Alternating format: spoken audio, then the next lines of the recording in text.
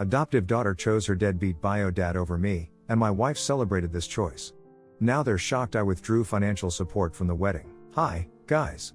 So recently, I found out that my wife had been cheating on me and my adoptive daughter had known about it for the past couple of years and both of them had betrayed me. My soon-to-be ex-wife Taylor, 57 female, and I, 58 male, have been together for almost 30 years and married for 25, after having met in our college days.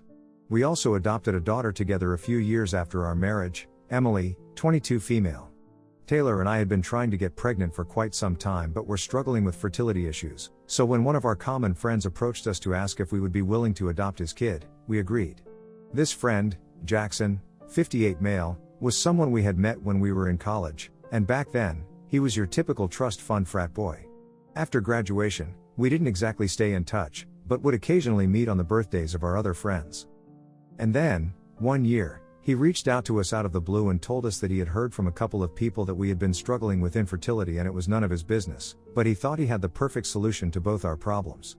He told me that he had accidentally gotten one of his girlfriends pregnant and neither of them wanted to keep the baby.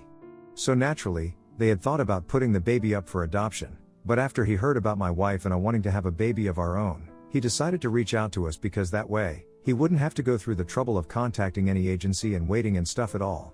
By then, it had been slightly over a year that Taylor and I had been trying to get pregnant and hadn't had any luck, and also, after discussing it with her, we decided to go ahead with the adoption because it was the best option for all of us. Even before Emily was born, we had all the legal paperwork done with, and after she was born, her biological parents would only remain in touch with us for a couple of months before starting to fade out of her life.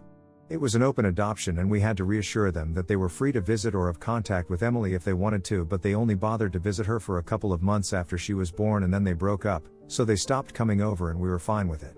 Emily's biological mother moved away and never reached out to us again, and we went back to having minimal contact with Jackson until Emily turned 3 years old, and after that, even Jackson had no contact with us anymore. To be fair, after that, he didn't have any contact with anybody and it was like he totally disappeared.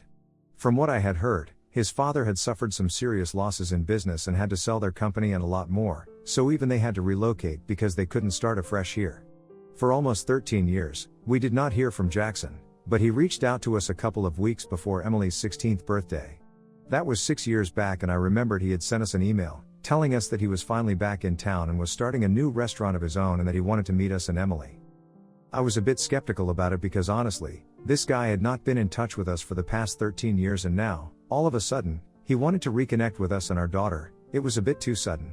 He hadn't even told us what he had been up to in the past decade, just that he was back and he wanted to meet us, so I was unsure of whether we should give him a chance or not, but after speaking to Taylor, we decided to meet him without Emily first.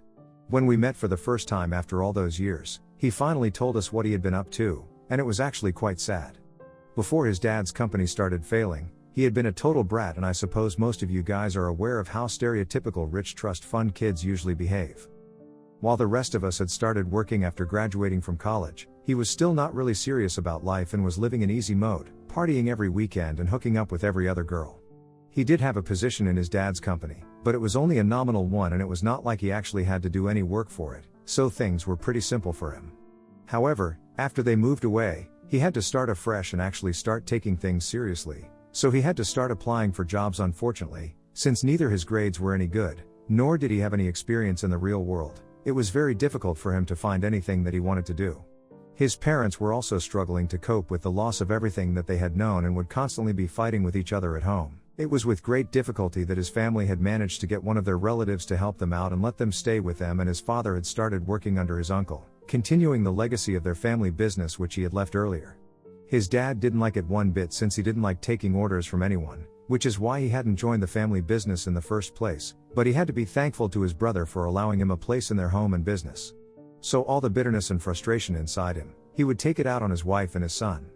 Within a year, it became absolutely impossible for him to continue living with his family, and he decided to take a low-paying clerical job, so he would have some money of his own and would be able to move out.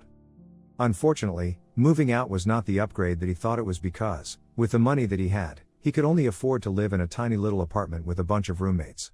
He just kept thinking about his life and how humiliating it was for him to be living like this right now, and that pushed him into depression. He tried to keep in touch with his family, but he was so bitter about everything that eventually, he decided to go no contact with them.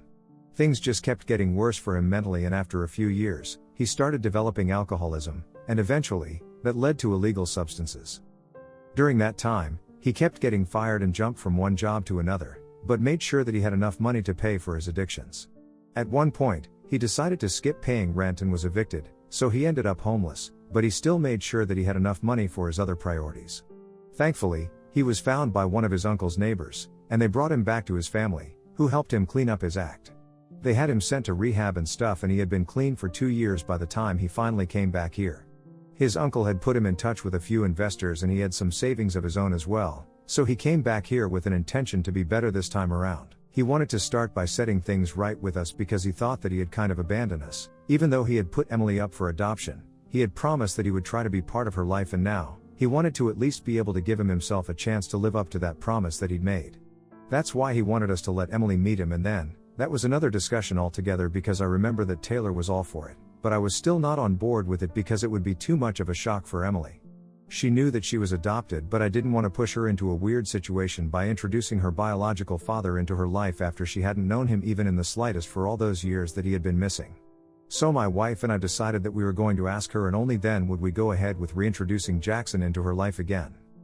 When we spoke to Emily, I tried to keep things neutral, but Taylor decided to take a different approach and made it sound like Jackson had been through a lot of stuff, and now, only having Emily in his life would make it better. I thought it was a bit manipulative, but Taylor told me that she was only being honest with Emily and that she deserved to know everything about why her biological father had not been in his life for the past 13 years, so she could make an informed decision. Anyway, eventually, Emily decided to meet him, and I still regret allowing that to happen because they did get along well, and for a couple of years initially, things were going great. But then, unfortunately, the pandemic happened, and he had to shut his restaurant down. It was incredibly sad because that restaurant was supposed to be his dad's way to get back on top, since they had been throwing around the idea of running the restaurant together as partners, and with his father's business expertise, they would be able to get back to their former life once again, and wouldn't have to rely on his uncle anymore. Even after the pandemic, he wasn't exactly able to get things back on track with his restaurant, and that's when he started hitting the bottles, around 3 years ago. Personally, I feel like he just stopped putting in effort because he had been quite depressed during the pandemic and had been struggling with money, but refused to take any help from us. And after the restrictions were lifted, it was like he had lost the will to do anything at all and just kept drinking all day. Whatever little money he made from the restaurant, it was enough to just keep him going and pay for his living expenses, but that was about it. We tried to help him through it, but I don't think he was interested in getting any help. He just wanted to keep drinking, and I started to think of him as a very deadbeat kind of person, because even though he had friends willing to help him and the support of his family, it was like he had given up on himself, and you can't do anything with people like that. On top of that, it was even more annoying for me that Taylor and Emily constantly kept pitying him, as if he was not about who had given up. Anyway, I couldn't exactly say anything about it because Jackson was already going through so much. I didn't want to be cruel. Taylor and Emily kept in touch with him, and occasionally, Taylor would even help him out with money, since in recent years, it had become very apparent that he was struggling as he had to move to a really small apartment as well. Emily also took care of him, and we visited him occasionally since he was never in a condition to come visit us. I thought we could do without these visits as well, since it was all quite depressing, but they thought that it would be quite heartless of us to do so. So it was obvious that we had wildly differing opinions on the entire situation. This was how it had been for the past couple of years. And then recently, earlier this year, Emily got engaged to her high school sweetheart, and it brought all of us together. We were all equally excited for it, but things kind of went sour for me when, at the engagement party, Emily decided to publicly ask my wife and her biological father to walk her down the aisle. Obviously Taylor and Jackson were overjoyed, but most people just noticed me being completely thrown off by this decision, since I had been totally blindsided. I knew that she had a soft spot for Jackson because he had been through a lot in his life, but ultimately, I was her father. I was the person who had actually raised her, and I had assumed that I would be the one to walk her down the aisle. It had always been a dream of mine. So when she did not ask me, I was quite shocked, and later on, she explained to me that the only reason she had asked Jackson and not me was because she felt like it would do a lot of good for him and probably keep him off the drinks around that time. I was not happy with this decision at all, but it was her wedding and her choice, so I had to accept it without a fuss, and she had also told me that no matter who she asked to walk her down the aisle, my real father is always going to be me, so it didn't matter. But the thing is, it did matter, and it kept eating away at me for the past couple of months because I just kept trying to figure out what I had done wrong. And then, I coincidentally found out about a couple of days ago, when I had come back home early from a business trip to surprise Taylor. I was supposed to be gone for 3 days, but I came back home on the evening of the second day and made sure that I was as silent as possible with the house keys and stuff and tiptoed to Taylor's room to surprise her. But then, I heard Emily's voice in the room and they were talking about me, so I couldn't help but eavesdrop on them. And I'm very glad that I did, because otherwise, I don't think I would have ever been able to figure out what exactly had been going on, and by the time that I did, it would have been too late. They were talking about the wedding, obviously, and Taylor was telling Emily that she was glad that she had made the right choice by choosing her real family to walk her down the aisle, and was congratulating her. I was very confused as to what that comment meant, but then, I figured it out soon enough, since the rest of the conversation was just Emily telling her mother that she wasn't happy about lying to me for the past 3 years, but they had put her in a very difficult position and that's why she had to do this. I eavesdropped on their conversation for about 10 minutes and I was able to figure out that Taylor had been cheating on me with Jackson for the past 4 years, and for the past 3 years, Emily had known about it after she had caught them together at some point. But the two of them had teamed up, and in order to prevent Emily from telling me, they had been bribing her with the promise of funding her business, no questions asked. I had always promised Emily that I would pay for her college education and her wedding, but after that, she was on her own, since her mother and I also needed to save for our retirement. We would definitely invest at some point, but she had to get her business started on her own, that was the deal. Taylor knew about it and was on board with it, so the plan was that Emily would work for other companies and get experience, and once she had enough capital and a business model, she would start approaching investors and get started with her business. She had always wanted to do something related to fashion, so that was the way she was going. And in the past couple of months, she had mentioned several times that she planned on starting her business after her honeymoon. I was kind of worried about where she was going to get that kind of money from, because she had only been working for 1 year and I didn't think that was long enough to have either experience or money, but after overhearing that conversation, I figured that it was probably Taylor who was going to help her out in the future. From what I know, after the honeymoon, Taylor is going to invest in the business that Emily is starting off on, and that's what they had been discussing for the most part. I still have no idea what part Jackson has to play in all of this, because from what I know, he's a deadbeat guy and does not have any money of his own. I guess the fact that he is like that is pathetic enough for Emily to keep their secret. But after I overheard that conversation, I was devastated and I just tiptoed back out of the house and into my car so I could drive away. I was a mess after that because I had no idea how to deal with this or even process any of this, and I just kept driving for a while until I got to a hotel. Once I was there, I did something very impulsive, and I started calling up all the wedding vendors whom I was supposed to pay. The wedding is 3 months away and I had to start securing the deposits for the decor, florists, and a couple of other vendors. The groom's family and I were splitting the cost of the venue and catering, and according to the contract, we couldn't get that money back, but before I made any other payments, I decided to cancel their deals altogether because I was pulling out all the finances from the wedding. Since it was quite obvious that Taylor had been promising to fund Emily's dreams, she could fund this one as well. After speaking to the vendors and telling them that they need not contact me for the money, because I was out, I decided to put up a post on Facebook because I felt like this was something that everybody needed to know. I typed out a really long post, with the details of everything that I had just found out, and spoke about how betrayed I had been feeling, not just by my wife and my daughter but also by Jackson, who I had thought of as a friend. All three of them had broken my heart, especially Taylor and most of all, Emily.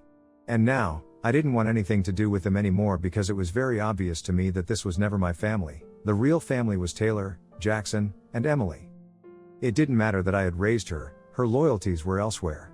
I ended up breaking down while posting it, and because I knew that the post would create quite a stir on social media, I decided to immediately put my phone on silent and try and just go to sleep so I wouldn't have to think about any of this. Unfortunately, when I woke up in the middle of the night, it wasn't like waking up from a nightmare because it was all still very much real and was actually happening to me. When I checked my phone after I woke up, almost 3 hours after I posted, I saw that several people from the family had commented on the post and told me to be strong, and I really appreciated that. I also noticed that Taylor and Emily had been calling me nonstop after the post, messaging me to call them back, and that they were really sorry that I had to find out this way. They wanted me to just come back to them and speak to them so they would be able to explain themselves because they felt like they owed it to me, and they did, but I was in no mood to speak to them or interact with them in any way whatsoever. So they could keep blowing up my phone, I wasn't going to respond. After I had checked my phone, I realized that I hadn't received any word from Jackson, probably because he had nothing to say, and that was fair enough because we were just friends. He didn't owe me anything as much as my family did. But then, things got worse the next day when I woke up around noon and noticed that Taylor had stopped calling me, but Emily was still trying to get in touch with me, and she wasn't apologizing and telling me to come back home in her messages anymore. She was telling me that I had ruined everything for her. I didn't understand what that meant until she sent me a message, saying that her fiancé had decided to call off the wedding after confronting her about the post, since he had read it and realized that Emily had been covering up for her mother's affair for the past 3 years, just so she could fund her business in the future. He thought that it was greedy and unethical, and he was disgusted by her, which I don't really blame him for. On top of that, it had been made worse by the fact that she had even chosen Jackson and her mother to walk her down the aisle on the day of her wedding, and now, he finally understood why, since she wanted her mother and couldn't care less about me, even though Jackson hadn't been the one to raise her, I had. I had mentioned it earlier, her fiancé was her high school sweetheart and had known our family for a really long time. So he had also known me for a really long time, and he was perhaps one of the only people who genuinely knew how hurt I was when Emily picked Jackson to walk her down the aisle instead of me, and had actually even comforted me.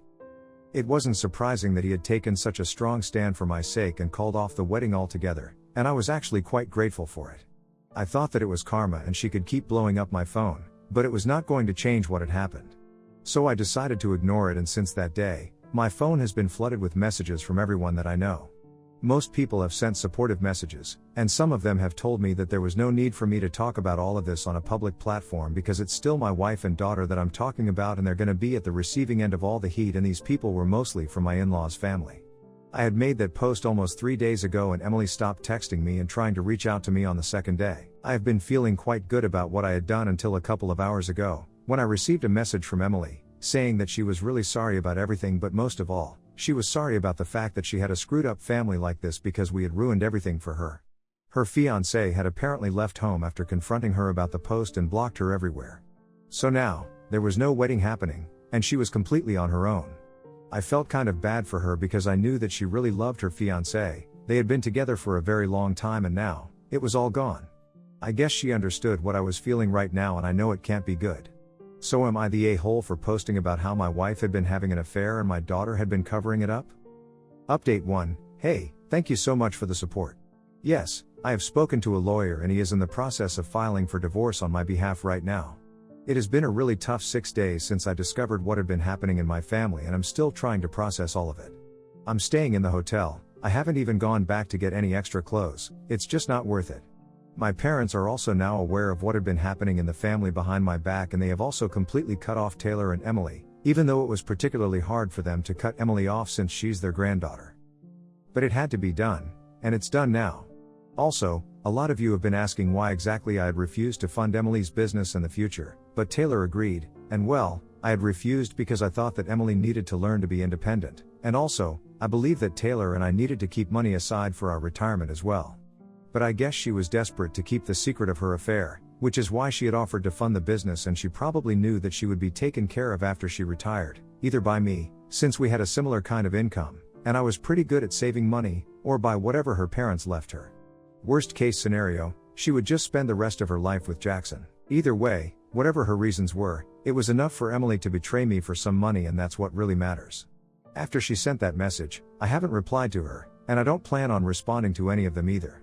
They haven't earned it, and I think it's for the best if I stay away from them right now, for them and for me as well. Soon enough, Taylor will be served with the divorce papers, and hopefully, we will be able to put an end to this, because all I really want to do right now is just move on from this nightmare.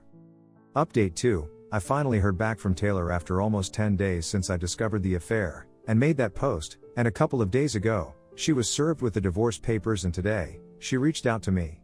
I had blocked my entire family, so she had to create a new email account and send me an email apologizing for everything. She told me that after hearing about how much Jackson had been through, she had developed a bit of a soft spot for him, and before she even knew it, she had started to catch feelings for him. Apparently, she had wanted to tell me about it, but she didn't know how to go about it. And then Emily found out, so she had to bribe her to keep quiet, and things just kept getting messier. She told me that she was really sorry that she had created such a mess, and so was Jackson. The only thing that she could do for me at this point was make sure that the divorce was a smooth process, so whatever my terms were, she was not going to contest it and would just accept whatever I decided. I guess that's good enough for me, because fighting with her is not going to fix our marriage. I'm still really angry about all of this, but I can't do anything anymore except just accept whatever is happening and try to make the best of the situation. I haven't heard back from Emily yet, but from what I know, she and her fiancé have officially broken up because they put out an official statement on social media, saying that the wedding had been called off and they had decided to separate. They didn't state any reasons, but anyone with 2 brain cells will be able to put it together. It's really sad, but it cannot be helped. Now, all that's left to do is finalize my divorce and I'll be done with this family for good. Update 3, hi, so it's been 6 months since I filed for a divorce and 3 weeks ago, it came through. I got to keep the house and both our cars and honestly, those were my only 2 demands. No alimony and no settlement for Taylor, the only money she received was whatever she had been contributing to our joint savings and that was it. We shut down that account and ended our marriage. There has been very minimal interaction ever since we filed for a divorce, and mostly through our lawyers, and now even that has come to an end. I'm actually relieved, since now I can finally try and move on in a real way. I've heard from a couple of people that she has moved in with Jackson and they have sold the restaurant, so I guess they're planning on going back to Jackson's family. Good for them, I think it'll be for the best if they leave. Emily and I have also not been in touch for the past couple of months, ever since her wedding got cancelled. She did reach out to send me an apology through email 2 months ago, telling me that she was going to try and be better, and surprisingly, Taylor actually had lived up to the promise that she had made, that she would finance Emily's business. So now that she had money, she was going to start working on a business model and told me that I did not have to forgive her, but nevertheless, she was still going to try and be a better person. And I wish her all the best, I really do.